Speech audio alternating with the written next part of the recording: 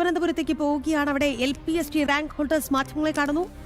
സമരപ്പന്തലിൽ നിന്ന് തത്സമയം. അതാണ് അദ്ദേഹത്തിന്റെ മറുപടി. അതായത് ഒരു കൃത്യമായിട്ടുള്ള ഒരു നിലപാട് അദ്ദേഹത്തിന്റെ ഭാഗത്തു നിന്ന് ഉണ്ടായിട്ടില്ല.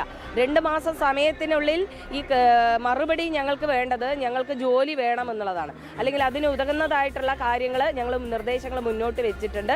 അതിനകത്ത് പരിശോധിച്ച് നടപടി എടുക്കും. മാക്സിമം ഞങ്ങൾ നിങ്ങളുടെ പക്ഷത്താണ്, നിങ്ങൾക്ക് ഫേവറായിട്ടുള്ള കാര്യം ചെയ്തു തരും എന്നുള്ള ഒരു ഉറപ്പ് ഞങ്ങൾക്ക് ഇതുവരെ കിട്ടിയിട്ടില്ല. ഈ മുഖ്യമന്ത്രിയോടുള്ള കൂടിക്കാഴ്ചക്കൊപ്പം വിദ്യാഭ്യാസ വകുപ്പിൽ നിന്ന് ആരെങ്കിലും ഉണ്ടായിരുന്നോ? ഞങ്ങൾ അവിടെ എത്തുന്നതിന് കുറച്ച് മുൻപ് വിദ്യാഭ്യാസ മന്ത്രിയും അതുപോലെ പൊതുവിദ്യാഭ്യാസ ഡയറക്ടറും ഇവരുമായിട്ടുള്ള കൂടിക്കാഴ്ച അതിനകത്തുണ്ട്. അതിന് തൊട്ട് തലേ ദിവസമാണ്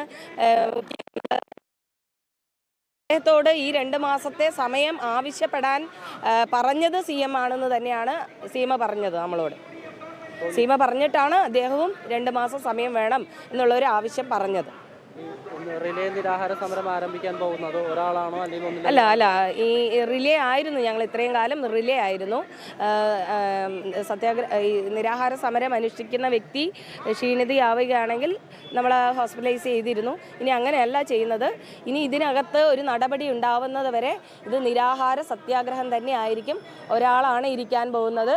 അതിനകത്ത് ഇനിയിപ്പോൾ മരണം സംഭവിക്കുകയാണെങ്കിൽ പോലും അത് ഇത്രയും ജീവിതങ്ങൾ രക്ഷപ്പെടുമെങ്കിൽ അതിനും തയ്യാറായിട്ട് തന്നെയാണ് ഞങ്ങൾ മുന്നോട്ട് പോകുന്നത്.